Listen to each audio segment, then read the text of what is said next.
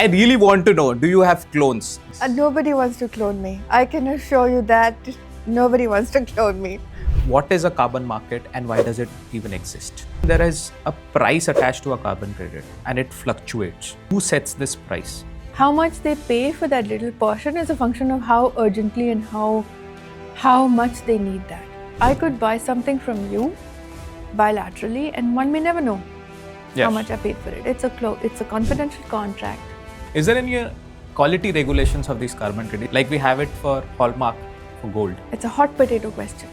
Carbon markets in India is so small. It's a tiny little speck of our economic needs.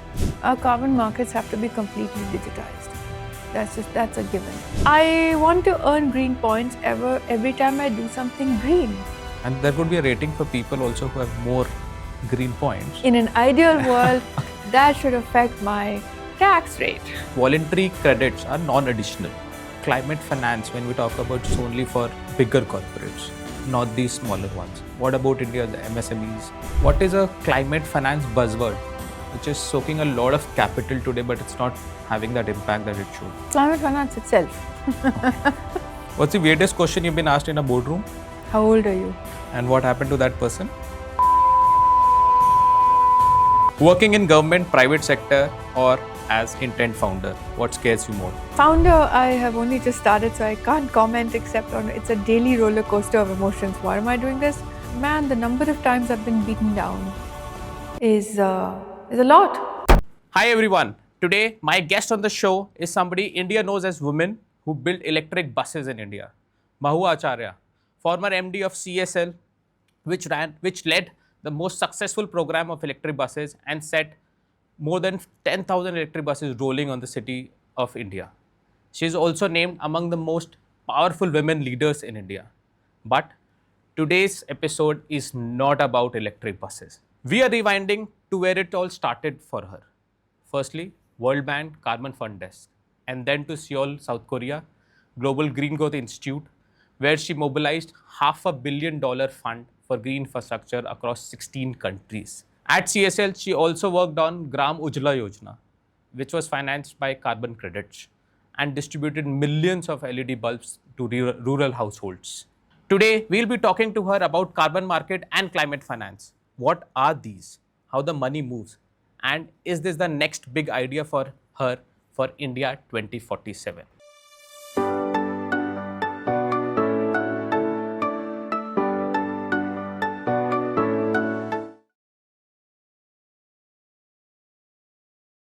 What is a carbon market and why does it even exist? Climate change is, let's start with that, is caused because of anthropogenic greenhouse gases. Anthropogenic meaning made by mankind, by us, through our industrial revolution and industries, give out 6 gases that have a destructive effect in the atmosphere through the enhanced greenhouse warming effect. The greenhouse effect is known to everybody. We all learn it in school. But this time, because we're trapped in this layer, the effect of warming is enhanced. And that is basically global warming and therefore climate change. Now, it is caused by 6 gases that have a certain global warming potential in scientific terms. And when people talk about CO2, it is the biggest, the most rampant, but in fact, it is carbon dioxide equivalent. So those 6 gases are then converted into a carbon dioxide equivalent, meaning the global warming potential is expressed in carbon dioxide equivalents. That's the way to normalize something for comparison's sake. Got it. So when we talk about carbon emissions, what we really mean are carbon dioxide emissions or carbon dioxide equivalent emissions. So if it is methane, which is a greenhouse gas with a high global warming potential, it can still be it is usually expressed as carbon dioxide equivalent. So that's one. Now, too much of these gases going up into the atmosphere is what's been causing climate change, global warming and climate change. What is the other sort of climate change? What happens to climatic conditions? A whole lot of things. Sea lines are receding, weather patterns are getting more damaging, cyclones and other such weather events are getting more common, more frequent, damage is getting higher, economic damage is getting higher and higher. Because of climate change, some areas are drying up faster. So depending on where on the planet you sit, which part of the earth you occupy, the effect is different. Yes. Now for us in India, we have several effects because we're such a large subcontinent. The effect of climate change is happening across the world in different pockets at different levels of magnitude. So what is climate? This is the whole business of climate change. Now this business of carbon market is what? Is that we have allowed as a society, as humankind, allowed the emission of these gases because fundamentally a lot of these emissions come from industrial growth. Yes. They come from power generation. We need power to run our industry, we need power to keep our lights on.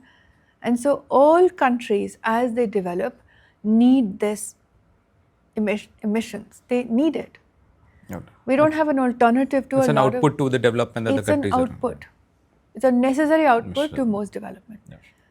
So now this carbon market thing was a method by which we were able to incentivize people who did things, made investments and did things that are lower on greenhouse gases, because our normal way of doing business was to emit. And the energy system occupies about 60 to 65% of total emissions that cause climate change. And that is the business of burning fuels and utilizing this energy. And 20 years ago, 30 years ago, 100 years ago, what were we burning? We were burning coal. We're still burning coal. We're burning more renewables energy. And over time, we will be burning less coal. So today, this carbon market, not even today, it's 25 years old, is an incentive system to tell somebody, if you do something differently that reduces emissions, reduces away from some sort of a business as usual, or caps it. Countries have a cap. They say, this is the maximum a country can emit, and that cap is then given to industry, and industry is told this is the maximum you can emit, and steel, this is how much you can do, and cement, this is how much you can do. And then, but whatever you do, you can trade amongst yourselves, but we keep the limit the same. So in that limit, people who are doing things that are less emitting can sell the credits to those that are more emitting, and it's okay because the total cap has remained the same. So this carbon market is nothing but a system of trading inside a closed system where you're essentially incentivizing somebody through money to do things differently.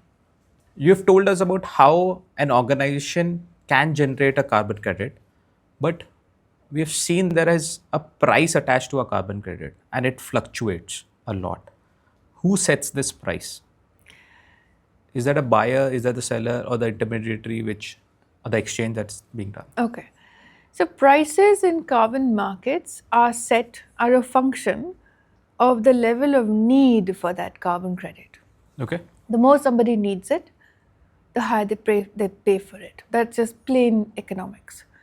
So today's buyers for carbon credits are those that have needs from two different types of needs. One is compliance. The government has put a limit to how much they can emit.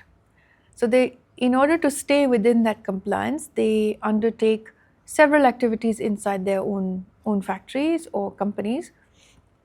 And where they cannot undertake any more, many are allowed to buy a portion of carbon credits from somewhere else, outside. How much they pay for that little portion is a function of how urgently and how much they need that. Because if they have reduced all the emissions back at home, they may never need to buy anything from outside. If they're unable to, maybe because there is no technology, or maybe technology is just too expensive, maybe it's easier for me to buy from outside. That's the economic rationale. So fundamentally, prices are set through the stringency of a cap. To get a little technical, a cap is the total amount of emissions that one can emit. Yeah. And caps go down. In good systems, caps are reduced because the whole idea is to reduce the total amount of emissions in the atmosphere, carbon emissions in the atmosphere. So price is a function of that. Now, how do you discover that price? I could buy something from you bilaterally, and one may never know how much I paid for it. It's a confidential contract, and I'm not obligated to reveal to anybody how much I paid for it. We have therefore things like exchanges. It's like in our power market, because I'm buying power from somebody on a power purchase agreement. The price is known within that power purchase agreement. Really, it's nobody else's business. It's a bilateral transaction between two private entities. But you also have an exchange. What if I don't know that you had carbon credits to sell? I go to an exchange and I find it. Okay. You will have taken your carbon credits. What if you didn't know that Mahua was in the business of buying? And so you put your carbon credits up on the exchange, and then I go to the exchange and I see what is the offer price. So that's the other place where I can discover a price. Is there an offer told by the seller? It's the offer told by the seller. It's the offer given by the buyer. Whatever settles is an agreement between the buyer and seller to buy and sell. So somewhere in there, in some regulated systems, governments have in the past set a floor price. So some governments have in the past said, you can only buy, you're welcome to buy from me, but I have a floor price and you have to transact above that floor price. So price setting is done through many mechanisms, through open discovery, through setting a floor, setting a cap, doing an auction, just doing a trade in the open market. So a number of methods. But they're primarily a function of need. How desperately do you want to buy? Okay, nice. How much you have emitted and how desperate you're not, now you have to buy that. Okay, got it. Is there any quality regulations of these carbon credit? Is there a good carbon credit, bad carbon credit, or a best carbon credit? Like we have it for hallmark for gold. Yeah. So that is it's a hot potato question. Okay. We have two sorts of carbon markets today as we function. Okay. We have those that are in a closed system, meaning there is a cap, and it's either a country or a group of countries like the European Union, for example. They have a closed system. All of them are within that system. It is law and it's normal regulation. It's way of normally doing business. So in that system, rules and regulations are given. Something qualifies, something doesn't qualify. It's only a function of price thereafter. Then you have another system, which is, it's called a baseline and credit system, where, remember I said you could buy credits from outside. So countries that were not ready to take a cap are able to sell carbon credits because they're doing things differently, and because of that their project then qualifies by different schemes. They submit their proposals to sell their credits into these systems. Most of the quality discussions out there have been to do with this baseline and credit system. Okay. These are projects usually, and they're usually projects that are located outside a capped system or a capped or a compliance-based regulatory system. They sit in what people loosely call the voluntary carbon market. Yes. There's everything voluntary about it, but today there's nothing voluntary about it. This voluntary system, the word was born back in the days of the Kyoto Protocol, where companies then started saying, I voluntarily take on greenhouse gas targets, and I want to transact that outside the Kyoto system, because some asset classes were not eligible back then. So this is like, for an explanation, this is like an IT company who does not emit sort of CO2s, but is willing to negate whatever is happening to the working of computers and all that, but still willingly, voluntarily taking that credits to it is not just an IT company. It's an American coal company. Okay. In the US, that American coal company has no legal obligations to reduce emissions, but together with its shareholders and its management decide that we really should move towards lower carbon technologies, and the way to do it through the company is to have a target. So it's not just IT companies that don't emit that much. It's even people that emit. So it just depends on the jurisdiction. So these are all, at the end of the day, they're people. Yes. So they say that we as an organism take it seriously. So there's everything voluntary in the sense it's not a compliance. It's not like Indian laws and regulations tell you to do it, but your company has decided to take it seriously. So it's voluntary in that sense. But it's also not voluntary because the company has agreed with it with its shareholders. And it has gone public with it. So it really has to take it seriously. Yeah. And therefore, it's nothing really voluntary about it. So the quality discussion that is out there is coming from this so-called voluntary carbon market, which actually is a really small portion of the total carbon market. It's all of $2.5 billion, maximum $3 billion. So it's very, very, very small.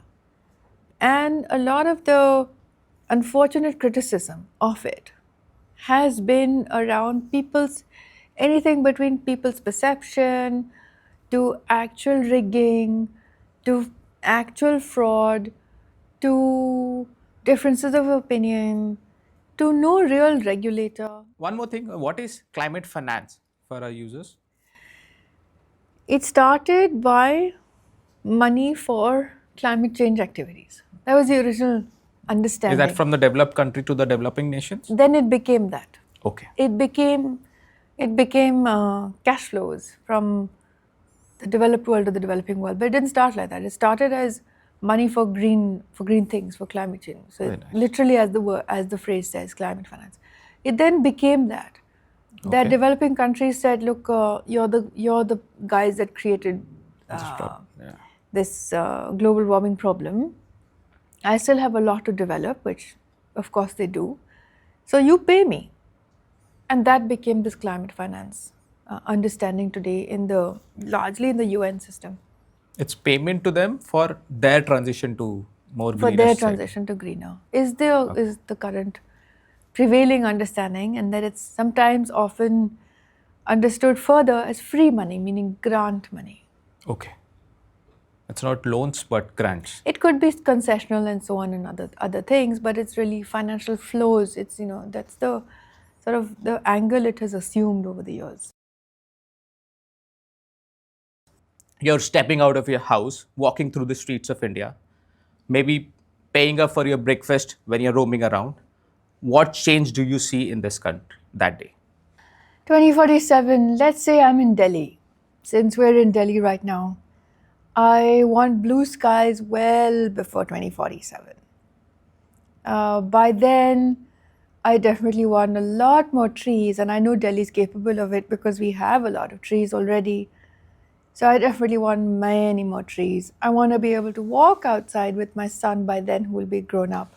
I want to still be able to run, and I hope that by then my son will also be running with me. I want sidewalks. I want sidewalks that are not injurious to my knees. It's done in so many cities around the world, so I know it's possible. It's now 2047. It goes without saying that traffic on the roads are just quiet, completely quiet. Whether it's batteries, hydrogen, whatever comes up by then, it's quiet. People are disciplined. I hope that by 2047, we don't have the kind of poverty that we have now. So our development really, 2047 will be successful, and we'll have escaped into another strata of city life that is combined with green space. Everybody will be out there walking, running, exercising. People will be fit. Of course, there will be digital. Everything will be digitized. I hope that by then there's trust in the system, because stuff is getting digitized today, and I'm not sure yet that there is enough trust in the system to share information on who uses it and how and when. So remember, by then there will always be people that are old by then. So I hope we have systems by 2047. We have systems to look after them. 2047, we're a safe country. We're a very safe country. We should be able to not ask ourselves questions around, is it safe to walk at night as a woman? That should just not be our vocabulary. It's not very far from now. It's doable in so many cities around the world. So we don't have to make it all up ourselves. We can emulate. So it's a positive picture. That's awesome. That's a nice picture of India actually, which does resonate with a lot of people who are thinking that it will be a great thing to be at that like 100 years of independence and we are living in a safe country. It's doable. A lot of things are doable. You need a lot of people to push in the same direction. Yes, that's good to know. And what in 2047 you believe that will prove that India's would have finally cracked the climate finance puzzle that we talk about? We should by then, and a lot sooner than that. I know you asked 2047, but a lot of us sometimes have this habit of not being able to think that far. Me too. I am not always able to think 20 years ahead, and I take pride in telling myself that I can think a little ahead, but that's 5-6 years from now maybe. So let's keep this future part as sooner than 2047, because sometimes I feel that it's so far that we don't give it enough of an effort.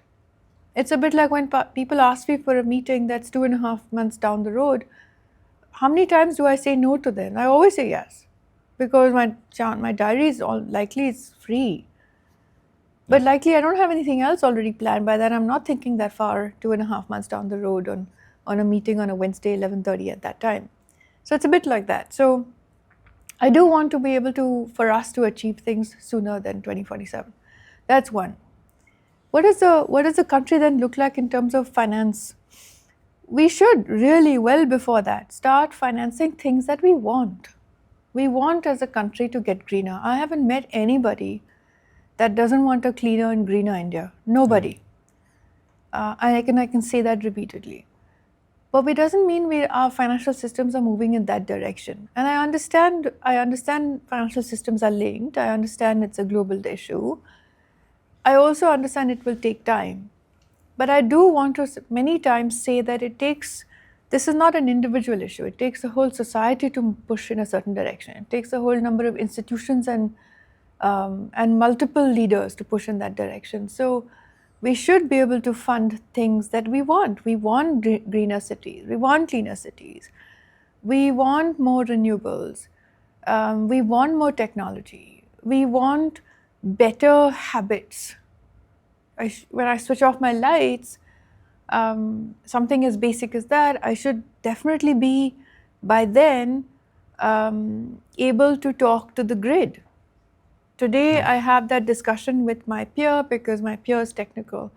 But at home, it has taken me some time to bring up these topics. So I hope that by then, it's absolutely normal.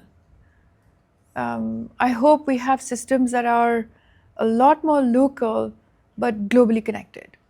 So our financial systems are right now extremely institutional. And I do want us by then to get more peer-to-peer, more customer-to-customer in digitized formats, in regulated digitized formats, to chase things and move in the direction that we want, cleaner and a greener system. When you talked about peer-to-peer also, I would look upon as more of an individual, right? Who's, again, the digital infrastructure you talked about, more digital things that are happening around. So for an individual, what would have changed? Sort of a payments that Today, it's amazing that in India, and I know we're ahead because I've lived in so many countries now, I travel to a lot of places. Our UPI system is unmatched. I can't do anything without my phone. It's not about me being reachable only. It's about me making everything on my phone, my payments, my data, everything's in here. And today I'm also a little less worried that, of course, I'm worried if I lose my phone, but I'm also not that worried that I will not be able to find it. Unless someone has stolen it, which is the reason I would have probably lost it, it is a traceable thing. So I have, we have already a lot of that interaction via the digital system, and I know we're ahead. We're ahead of a lot of markets on that. When I interact with our banking systems in India and I interact with banking systems in so many other countries, I know that it's just so much easier to get stuff done. Here, we have managed to successfully over the years removed a lot of the layers of paperwork that is usually needed to get something done. So, what do I mean from peer or an individual? Individual life is easier. My interaction, for one, my interaction with a governmental system should ideally by now or by then, I shouldn't really have to talk to a human being. I should engage with the government when it comes to all things compliance, all things I need digitally. The human is there to make sure that just in case someone is unable, or there's always, in all autopilot situations, there's still a person there. But other than that, I should engage with the government through the system, through the digital system. That's one. And so all of my bills, all of my payments, all of the dues, all of things I'd want to do. I want to contribute charitably to something. I just want to be able to do it de facto digitally. So that's a given in my mind. Indeed. So we would move to even a bigger or a better sort of a system that we currently already have, as you mentioned, against what the other countries are doing today. I would want to stress on the better. Bigger, I know we'll do it. I mean, we will do it bigger. We have a population that pushes us in that direction. So we will do it bigger. When I say better, a system that has, since we're talking future, more trust, less abuse. Every society has a dark layer. I get it. I absolutely get it. But I've lived in countries that have darker layers than others.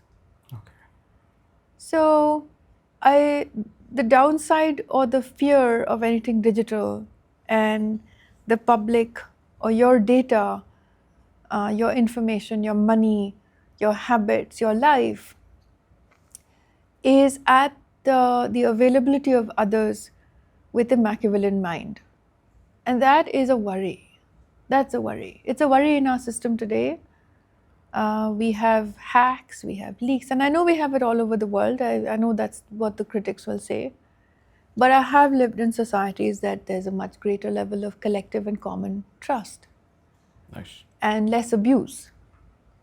So, and I think some of that will come from just greater economic development, where we don't have to fight for a resource. It is available, and the spending power is increased. So all of this is also very linked to our economic development situation in the future, since you're talking about the future. Let me give you another scenario. We all know that we've been doing that electric bus program for India. So let's suppose you are commuting in an electric bus or any sort of an alternate fuel bus at that time, or greener bus, but you're paying with a green economy. Describe that situation to us. Let me tell you. Of course, I'll pay with green tokens. Or green coupons. They're nice. They have a good ringtone. I have a green token which I earned because my green movements were more in the last 1 month, and I've earned myself some tokens, and I use a token to pay for my ride, and it's only eligible. I can only use that green token on an electric bus. But I think, PD, that's a little bit more sooner. I think we can do that today. We should be able to do that today. If not today, we effect it in the next 1 year. I don't think that's the issue. I think systemically, we have the biggest electric bus program, of course, outside of China, but we have a very large electric bus program, and it's working. You can see that in the city you and I are.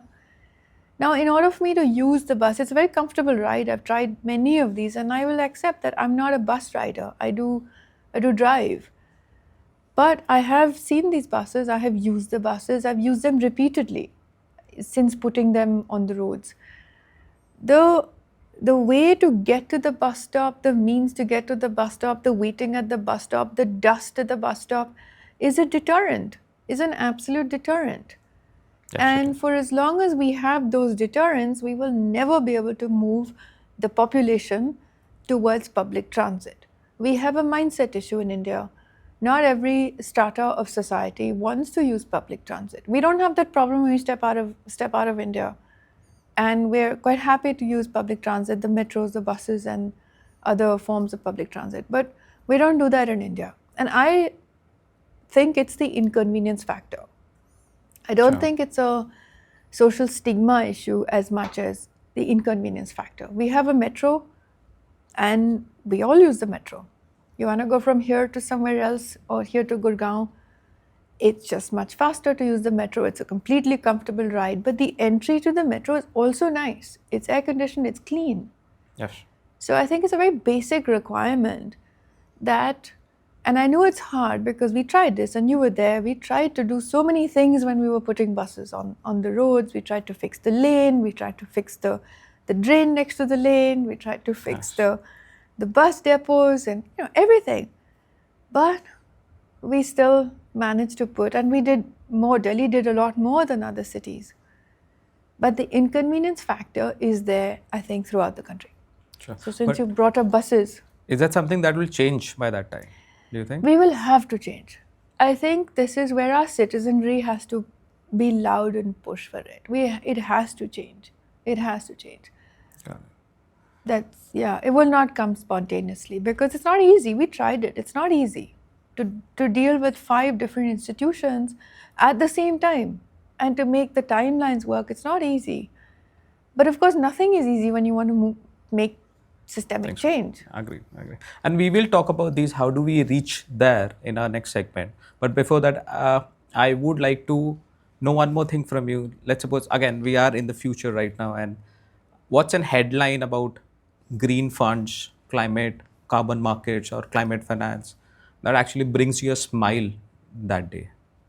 The headline will be a tree project in some completely currently eroded, degraded land, able to have reforested itself through only carbon finance. Yes. That is outside of any paperwork. It is digital, it is customer to customer, it is a private transaction, and it is a higher value transaction because as a society we have started to take green cover preciously. We started to take that seriously and put some economic value to it, which is the whole point of a carbon market, that you put an economic value to things that in our accounting system we had kept out. So by then we will have integrated that, and what is the mechanism by which those trees will have come up? Yeah. It will have come up because you and I decide that we care a little bit about degraded land out there, and I'd like to do something, contribute towards it. And yes. I don't want to have to scrape around on Google to see how to do it. I should be able to have it normally. And so what's the headline I want? An entire state rejuvenates itself down to the last tree, and it uses all kinds of financial instruments that are easily available. And the way to make something easily available, I guess, is to digitize it. So thank you for all that thoughts around carbon market and climate finance. We would want to now move on to our next segment called Blueprint for Tomorrow. So what we visioned in 2047 and how do we reach there? Just to give out some numbers, in 2023, global greenhouse gas emission reached 53 gigatons of CO2 equivalent again. And this was 1.9% higher than 2022.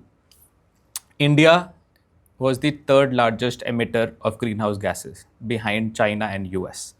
Although their percentage was around 8% while China's was 30%. So let's assume now India has done something around climate finance and carbon markets. We have green credit rules which were notified in 2023 and carbon credit trading scheme which was notified in 2024. So there are some steps the government has already taken, right? So what do you think, which policy or regulatory action needs to be taken today so that we can actually lay the foundation we can lay the foundation of the 2047 vision that we have created? I think we're doing very well. I actually think we're doing very well. I should also preface it. Carbon markets in India is so small. It's a tiny little speck of our economic needs Yes.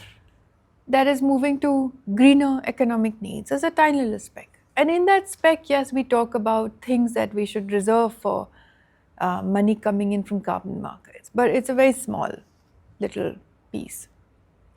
As an economy, I think vis-a-vis other economies, I think we're doing quite well in taking climate change seriously because it affects us. It affects all of us every day. And I think that is an undisputed fact. You were saying that India is third on the emissions ladder. Yes. Not surprised. We need to grow. We absolutely need to grow. A lot of my friends over the years have been constantly, a lot of the critics ask me, oh, but you're still building more coal. Yeah. And I use this expression, it's not as easy for a country as large as us to quickly move over to renewables. Yes. Yes, we're building coal, but we're building a huge amount of renewables, so much that we ourselves cannot absorb as many renewables because we don't have battery storage yet. Yes. So in a way, the success of our renewables program itself has in many ways become a limiting factor to itself. So now we're very hurriedly moving into batteries, and I'm very happy about it because that is really how the fuel mix changes. So I think we're doing quite well. Okay. Now that doesn't mean we sit on our laurels, of course. We need to now push the boundaries. We're doing battery storage kind of, stable renewables today. We're doing pump storage. So any kind of firm renewables are getting in, and more will get in, and less new coal will come, and less coal will be on the grid. So the transition is a mix of the whole thing. There'll be brown color, green color, the green color will increase, and over time the brown color will come down, and the whole thing will change. So it takes the turning radius of a big animal is much smaller. Yeah. I mean, it's much bigger than the turning radius of a small little animal. That's just basically the fundamental. So how are we doing? I'm not surprised we're number 3. But I'm also quite confident that just like China, they were also very high up. And their emissions will, if they haven't already peaked, will be peaking quite soon. The renewables program... They're the highest right now, actually. They're the highest. Contribution. There you go. They're the highest. And their rate of growth will come down. The renewables program is massive. The electric program is massive. Yes. These are the 2 large chunks of emissions, power use and transportation. Yes. So the next things are stuff like reforestation and afforestation. It's harder, the trees take longer to grow. Yes. So their rate of growth will come down, and so will ours. Any economy, your rate of growth comes down, and then the growth itself starts to decline, and then green colored growth comes up, and so it's happening. What else can we do? I mean, so we've seen actually, so US has transitioned, which had contributed 15% last, or some years back, is now contributing only 11%. So that rate that you're talking about, China or India, once it peak, will also come down because now you have developed and moving towards renewables. That's one, but your service economy grows. As any country, what happens in a country with higher economic development, your service industry starts to develop. Yes. As the service industry develops, your emissions, of course, therefore, footprint is lower. So it's a combination of, while we say make in India, but I'm confident we will be making with renewable energy. We'll be making with better technologies. And yes, we must absolutely make in India because we're a young population and we need jobs. But that doesn't cause me, in fact, none of this India problems cause me concern internationally. They cause me concern domestically. I feel we can move faster and we should move faster. Okay. But we will get there. And the service industry will play a larger role in lowering that footprint. But it's, it has to happen, and happens on our terms naturally. That's, a bit of a given. Got it. And something that we want to learn from the international borders like the EU ETS scheme, the emission trading scheme, and similarly the China market has also come up. Something that we can bring on and not copy paste, but take something out of it and put it in the Indianized version.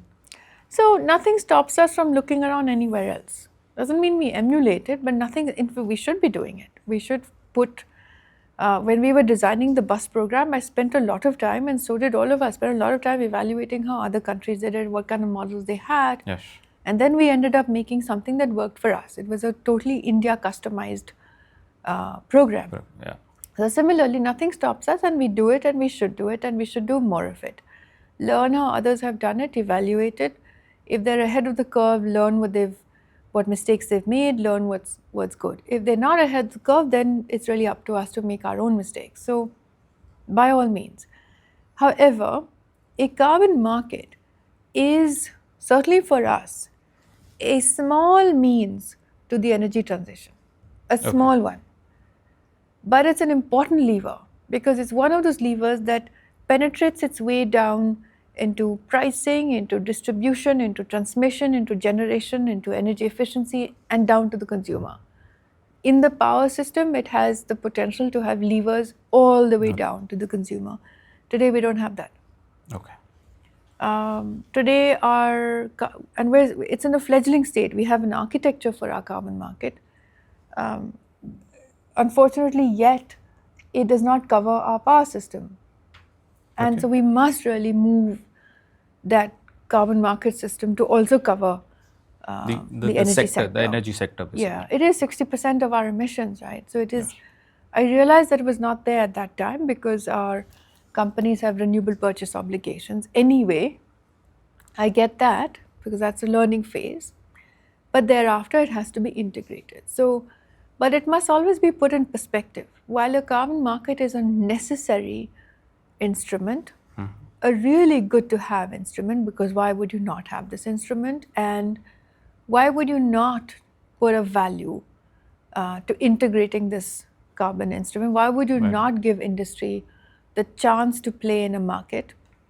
But that said, it is a means to the transition. It's a means to expediting the transition. Without a policy to have a transition in the first place, carbon market plays no role. Got it. And because it's a 2047 vision that we are defining, it has to be mapped into various steps, right? So what do you think 2030 milestones could be, or again, a 2-year, 5-year plan that we have? 2030 is now, is right now. I think let's start locally. What can we change locally? And because I say this with a little bit more optimism, but also a little bit more doggedness. Okay. We all put buses on the roads in 2 years. We put a lot of buses in 2 years. We made it visible. Yes.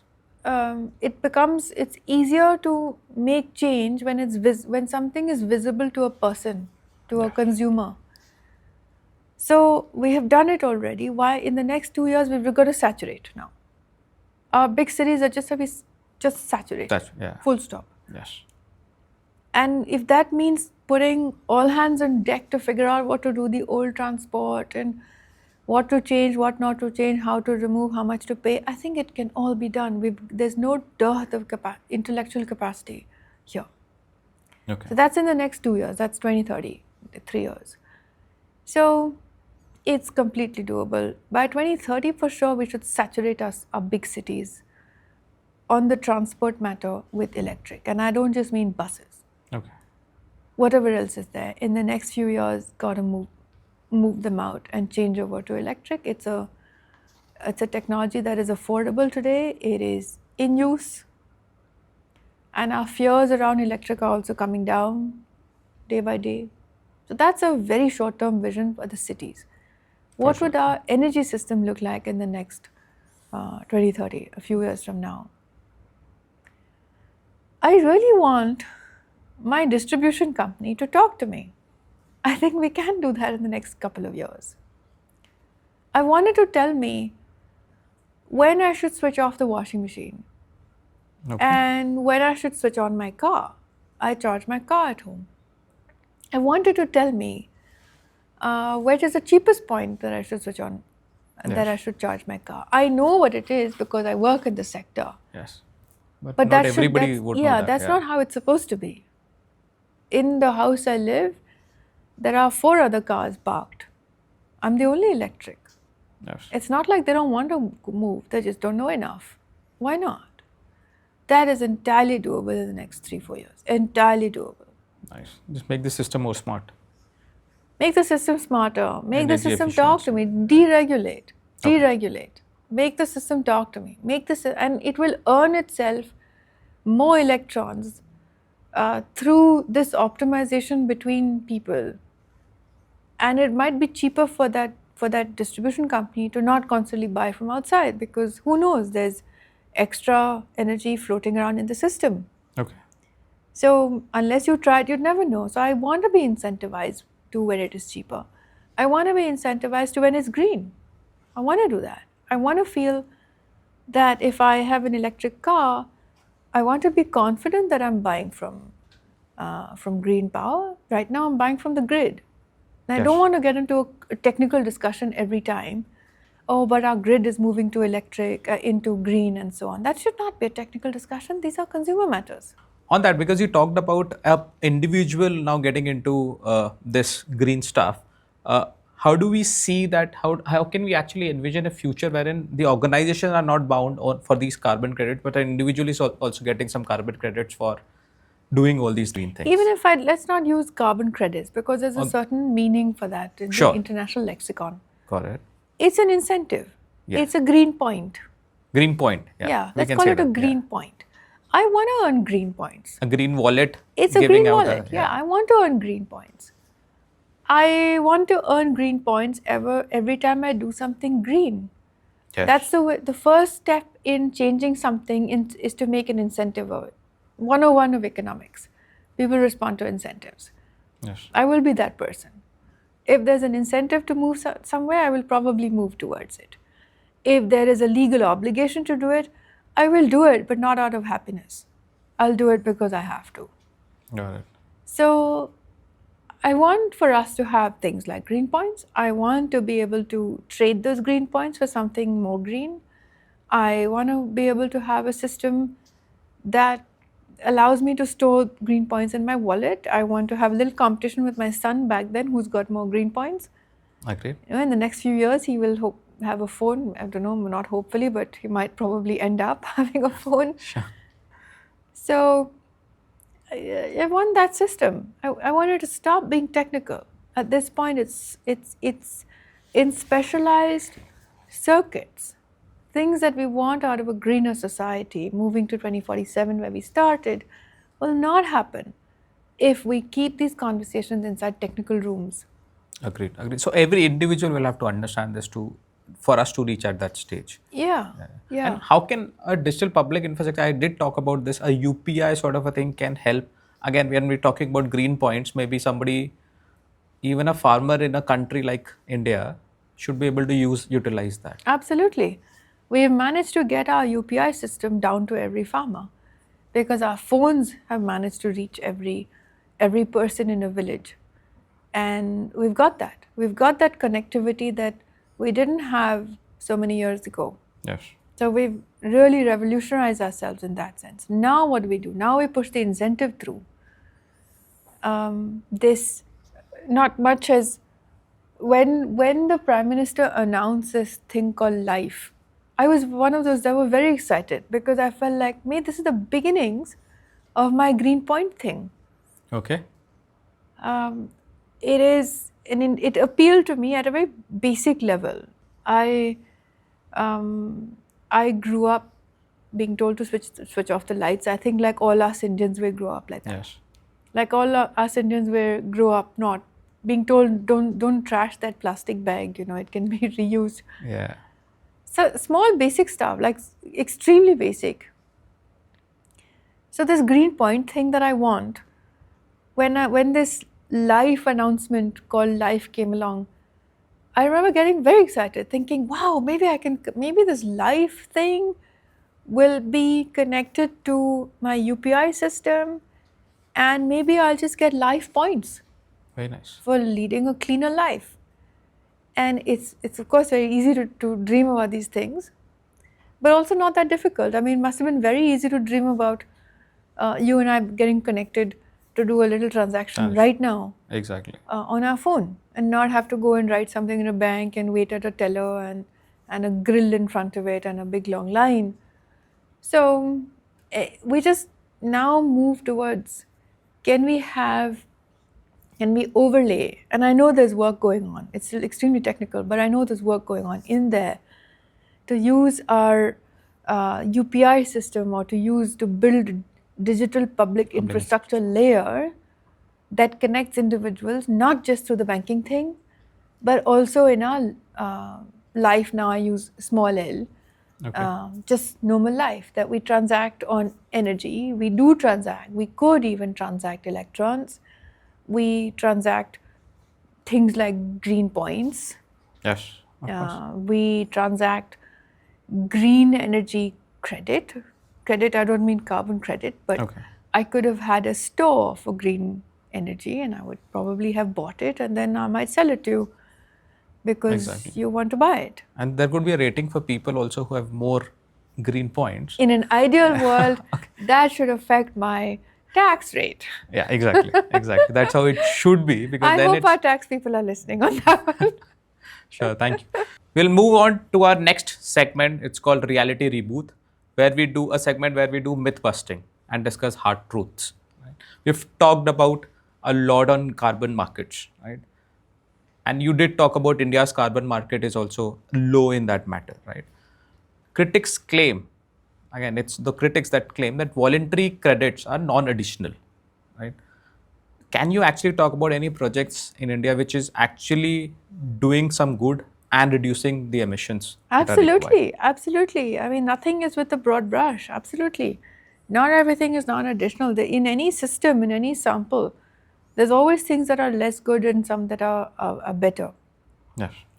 Absolutely. I mean, non-additional is, there are so many projects. I mean, the majority probably are completely additional. They would never have happened had there not been a carbon incentive out there. Many of them relied on that carbon incentive. So it's very tough to generalize and it's quite dangerous to generalize. Okay.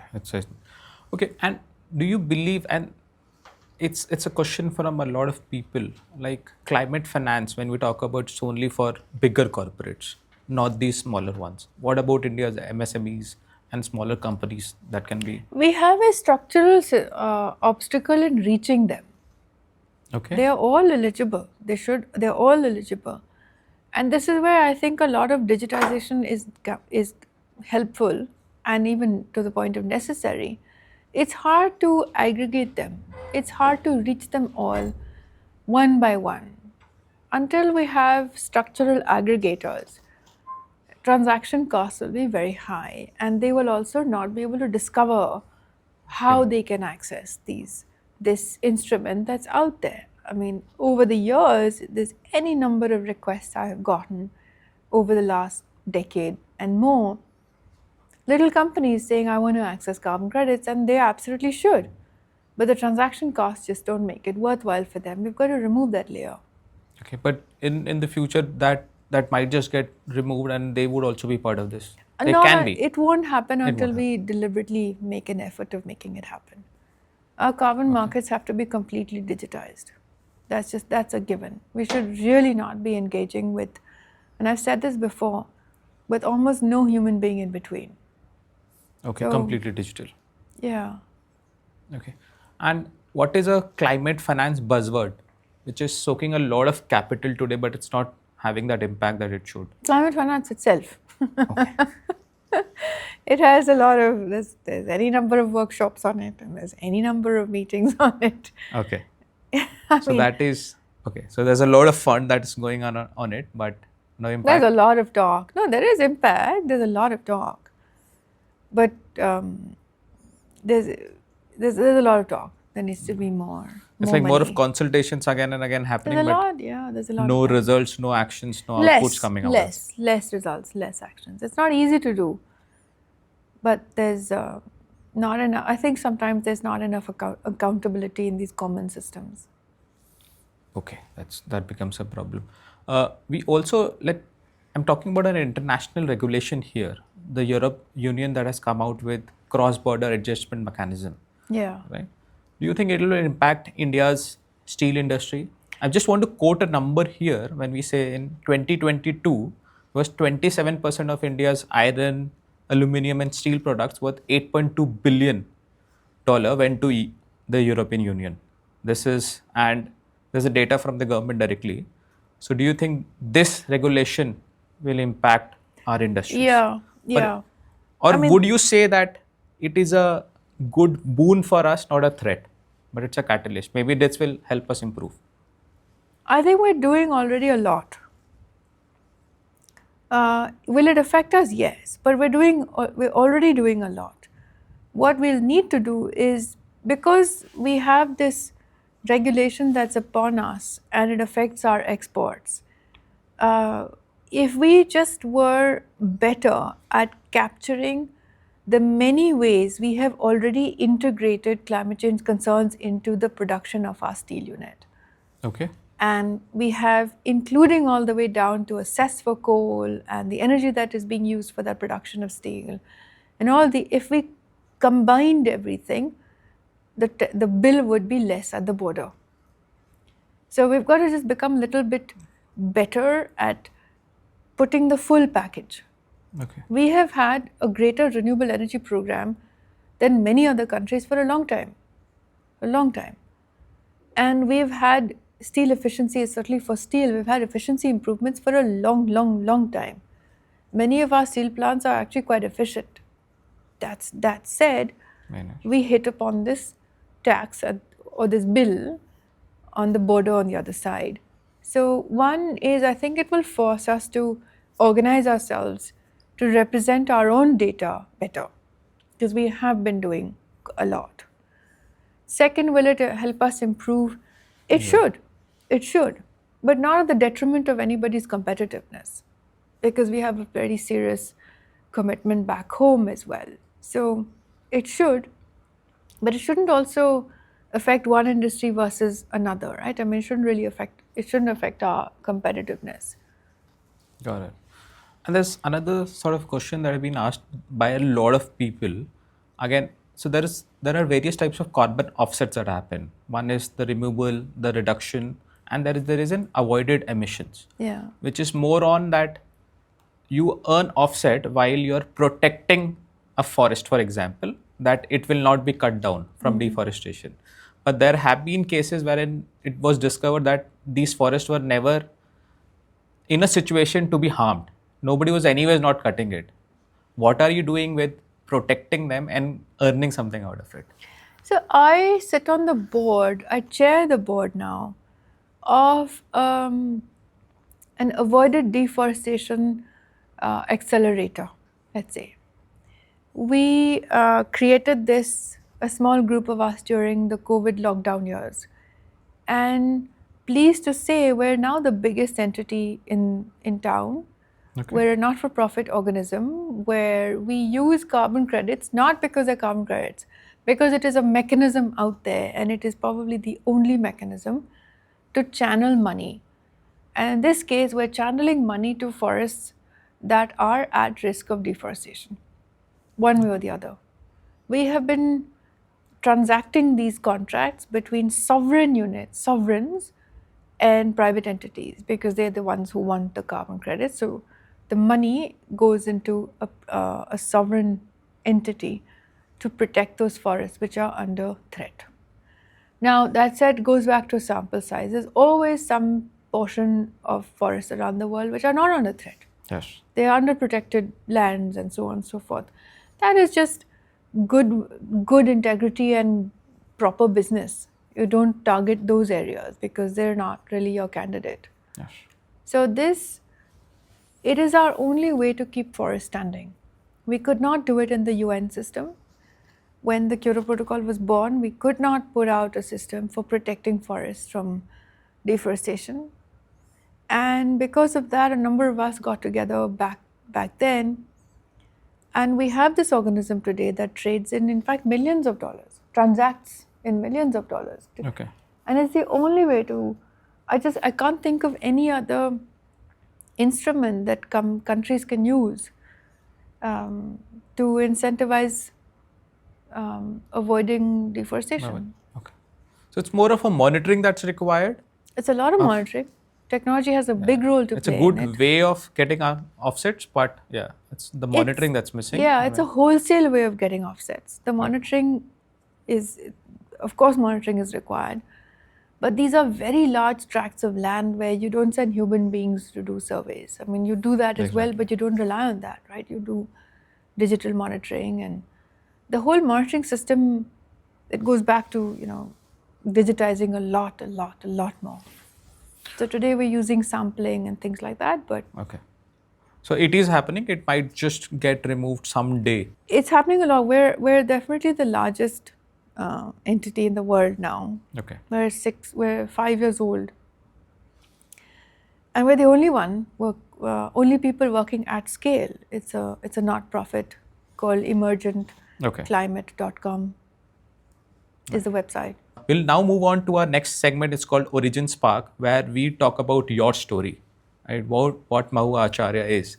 So I want to begin it from your days, the early days of World Bank, where you started your career.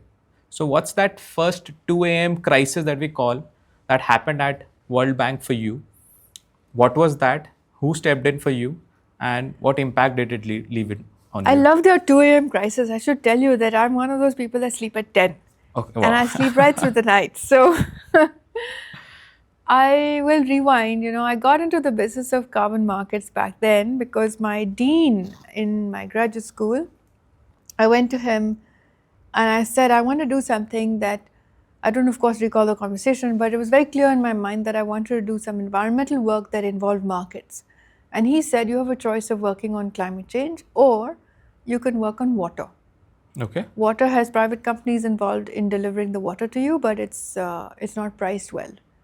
So here's your environmental resource that you need private companies and a market to make it happen at certain equilibrium levels, and water tables are depleting all over the world. Or you can work on climate change because there's this thing called the Kyoto Protocol, which at the time that I was in graduate school was being bashed by the Bush administration. Okay. So we were moving from Clinton to Bush. Yes. And I chose that. And so that was definitely one moment where I made a career choice. Okay. At that time. I could as well have gone and done something on water. Okay. But that was one defining moment. When you were at the Global Green Growth Institute, and you were mobilizing a $500 million fund for green infrastructure, what moment actually made you believe that climate finance could be scalable? As I traveled to countries, I used to live in Seoul. The Global Green Growth Institute is based in Seoul. So we had a little bias towards traveling to the Asian part because it was just easier to access as opposed to Latin America, which is just logistically would take a lot longer to get there. So as I traveled to fundamentally a number of African countries, a number of Asian countries, I would find that, countries were lacking this one skill. We do as well. Mm-hmm. They had pipelines that were just not bankable. They all said, I've got projects that need money. And where's your pipeline? So they would list a lot of things that need money. But there wasn't the ability to put in a team out there to convert them into something bankable. Okay. Our systems in a lot of developing countries don't have that ability, certainly not inside government. Finance ministries work on budgets and they work on putting money in the right boxes. Yes. But they don't think about, it's not their job just because they have the word finance written on it. That's not their job. So we don't have systems like that, and countries don't have it. So for me, that was the first aha moment that, my God, I think many more development organizations should have and hire this basic skill. So a lot of people I hired, we had made this into it was a corporate agenda item. Very few corporate agenda items for development organizations have targets of raising capital. Okay. Because they don't hire those skills. Yes. The World Bank's job is to put money out the door. Yes. That's what you're evaluated against. Has your loan closed? But we don't have that. So for me, that was a very clear, and of course, it was very progressive. It was done by my boss at the time, and the vision was his that we really have to figure out how to get capital flowing into green things into these countries, because they're not going to get it through accessing capital markets, not bankable, not getting it through private financial flows coming in because markets are not all fully developed. And third is capacity problems. Yeah. So for me, it was very defining in the sense that if we had many, many more, if not all, development organizations take on a mandate like this, it would at least force 50% of them to come out successful.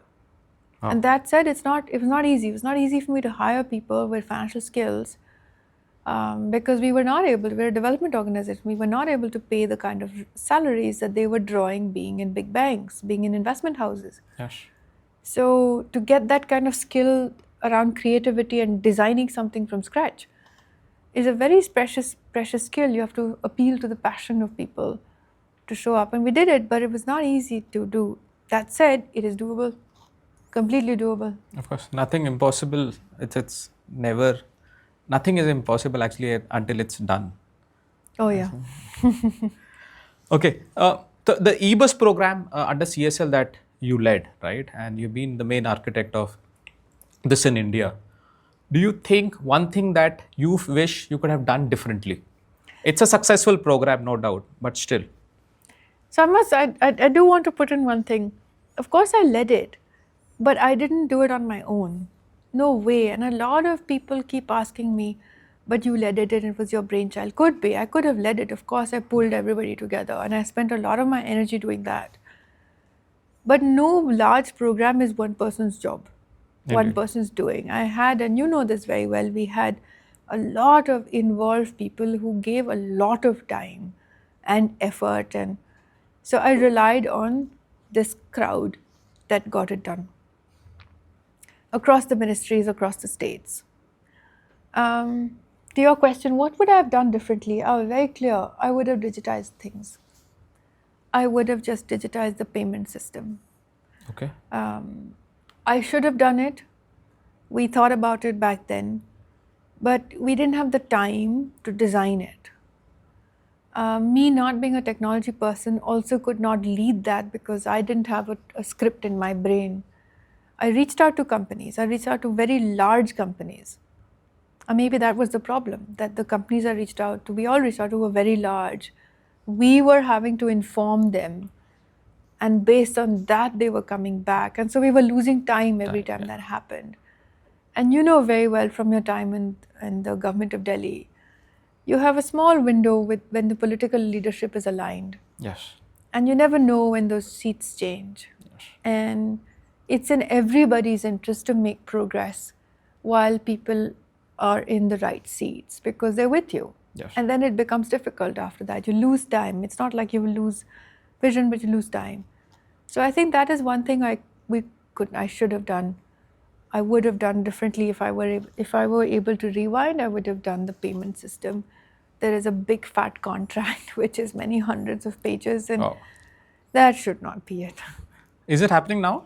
It's hard. I think it's happening in some places in patches. Okay. But the needs are today, and I'm very happy about it, are a little bit more advanced than a simple old payment system. So my mind was rudimentary and it's at a payment system.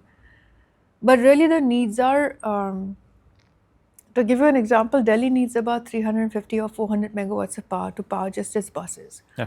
Bangalore needs something in the 200 megawatts, something similar. These are, a state transport utility becomes basically a client to a distribution company. And they don't have their energy management cells in there, and they shouldn't. But this is a great way to digitize the whole thing.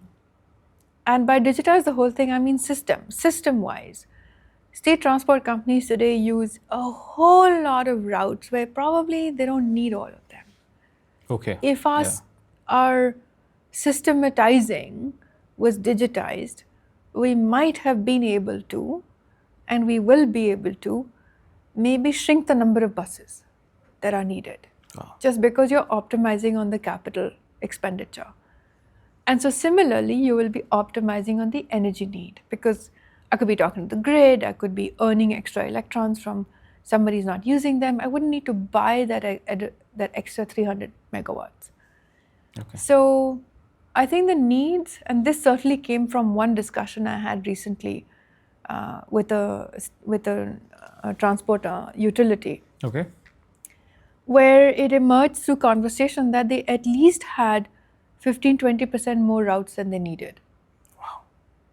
So you could still have those routes using the same number of buses, but you didn't need more buses to get to those routes. Yes. It was not digitized. Our systems are not digitized. I agree. That becomes a problem in the whole transport system actually, if that exact information is not there. It's not there, and we couldn't do it all together, and certainly in a short span of time. If I had 5 years, Yeah, then it could have been maybe, done. but we might not have had buses on the road. So I chose the lesser devil. Got it. And from private sector to government sector, and then back, and then as a founder of Intent. Founder, I have only just started, so I can't comment except on it's a daily roller coaster of emotions. Why am I doing this? Okay. So I actually wanted to come to that. What sparked you to launch this actually? So I'll comment on the other part, and I'll tell you why I wanted to launch this. Private sector to public sector, that's not that much of a brain change. It really isn't. People say that life is so different in the public sector, and life is so different in government. Yeah, it is different, of course. It's a different animal. It would be different. Both sides. I'm sure government people, when move into private companies, also say life is so different here. So I don't take that comment too seriously. Okay. The only thing one has to internalize in a public by I mean government, is that in a government business, you have this one additional objective of working for the masses. Yes. So it's an extra layer of thinking that one has to do. The private is much more selfish. The gains are selfish. Your gains are more public, more collective. So take some time to integrate that. When you integrate that thinking, it is entirely doable. I mean, there's nothing is not doable, but I think that's the biggest brain change. Because one is a selfish thing. It has to work for me, but in the government, it has to work. It has to work for me as well, but it also has to work for the masses. Yes. So, and therefore the bus design system, we didn't touch fare collection, because it has to work for me situation. The answer is to increase the fares. That would pay for the 3 times more expensive electric bus. We don't increase the fares. You work backwards. Yes. What sparked me to set up my own thing, I think it's an element of creativity and innovation. I think I am my best when I'm able to innovate. And I don't believe my ideas are wacky. I think they're all daily ideas. And I felt when I was finished with the bus work and I had rejuvenated after some months of rest, that there was maybe a little bit of energy left in me to see if we can do something at scale using a certain level of innovation and a lens of innovation. We are, after all, a developing country. We have a lot of headroom for what needs to be done. A lot of India is yet to be developed. There's no, therefore, shortage of different business models that show up on conversations. I call them business models, but every conversation people are telling you, it's not uncommon in India that people come and tell you a different way of doing something. So there's a certain entrepreneurial genius in us all, So I've just started. Let's see. I've just started. For sure. All the best for that. Thank you. Okay. So as one of the sector's powerful women, what's your advice to the young women in transport? Okay, that powerful word really has to be, the media guys use a lot of words to get readers. It certainly doesn't feel like that. What would I tell other women or even men? Okay. People are younger in their careers. Stick with it. Stick with it. And resilience is not to be underestimated. It's easy for me to say that. But man, the number of times I've been beaten down is a lot. But if you know, you better know what you're doing. Yes. And it's not just feeling like you know what you're doing. I tell a lot of younger people, you have to spend the effort and the energy and the number of hours and there's no replacement for hard work. So if you really want to do something, it's easy to say you got to stick with it, but what I really mean is you have to work a lot harder than a lot of other people. And that's just what differentiates, I think, people. So that's the advice I would give them, that what differentiates people in life are those that just spend a little bit more effort to do what they want to do. Nice. I'll take that too. Considering myself young, so I'll take that too. Yeah. And what's one mentor in your life which has really changed the way you think, that would have changed your life basically? I've had many people I've looked up to. Many. I've never had one mentor, much as I wanted one many times over. Okay. I've had many people that have given me space, that have told me things to stay around, to stay involved, to keep the pace, and given me space, and given me a back, and in fact, chuck me into the deep end.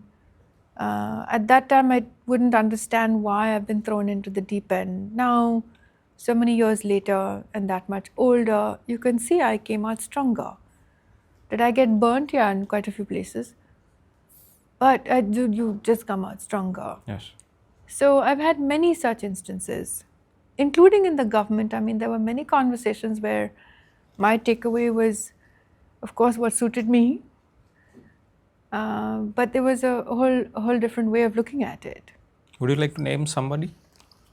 It's hard to name because there's so many Okay. people. Some, in fact, are still in service since I mentioned government. There was one person, I go into his office, and it's a memory that's very vivid. I go into his office and I'm moping about something. And he says to me, "Is anyone obstructing you?" Wow. And I was like, no. And then he says, "Well, if no one's obstructing you, why are you moping over here? Go, do whatever you want." Wow. And I saw the world quite differently that evening. And it was right, nobody was obstructing me, but what was I moping around for? I was probably wanting attention that I wasn't getting. Okay. But it changed my view from that day. After that, I was like, okay, no one's obstructing me, I'm just gonna keep going. Thank you so much for all that great conversation. We want to now move into our final round. It's called What the FAQ. It's the rapid fire round with our guest. So I have some one-liners and I expect great answers from you. Oof. Okay. We'll start. So working in government, private sector, or as intent founder, what scares you more? Expectation. Okay. If climate karaoke became a thing in 2047, what song would you belt out to raise carbon credit awareness? Oh, I'd switch off the decibel. I'd switch off the electricity. Okay. EU ETS or China ETS? Model India should evaluate? Neither. Yeah, we build our own? We build our own. Use the best. What's the weirdest question you've been asked in a boardroom? How old are you? Oh, okay. Tough. And what happened to that person? I hope he jumped off the 17th floor. Okay. Which public figure you would never want on a carbon yatra? I think you know the answer. Okay, I'll not say that then. Pitch India's clean mobility story to Elon Musk in 60 seconds. Start. Come and see my cities. Wow. That was even not 60 seconds and an elevator pitch lesser than that. Yeah. So rebrand carbon tax. What catchy name would you give to it to make it look cool for Gen Alpha? Green Wallet. Nice. Which historical figure would hate today's India and who would love it? Oh, many. Absolutely many. So Okay. And who would love it? Many. I would love it. Okay. Wow. And who would hate it? I mean, a lot of people don't like us as a country. Okay. Not getting into that details then. What's your climate cringe moment? Something you promoted, said, or believed it's true, but now you regret? I have so many. It's hard to list. I have so many things which I said, to believe that was true at that time, and it never got true. It was never true. And Name do I one. regret them? No, the data has changed. Okay. I don't regret Anything it, no. specific? If you can Not name one. really. No. No. So you host a dinner party with 3 climate icons. Who will be there on your list? Only 3. I have so many friends that are all climate icons. So many. I've worked with them. They've been my bosses. So you can do the math backwards. So top 3 you would want to name. I mean, it's hard to name them because, your show will be very public, and I don't want to leave out people because you're only giving me 3 seats. Okay, wow. I've had a long career in climate. I've had many mentors, many friends. I started this when I was 25 years of age. I partied with them as well. Wow. Okay. So if someone put together a Netflix documentary on your life, what would the title be? Don't clone her. Oh, wow. So I okay, great. One mantra you repeat before a big negotiation call you have. Stay stable. Okay. You get to design your own ministry. What's it called? And what could be the tagline? The Ministry of the Future. Wow. And what could be the tagline? I think it says it by itself. Yeah, doing more together. Okay.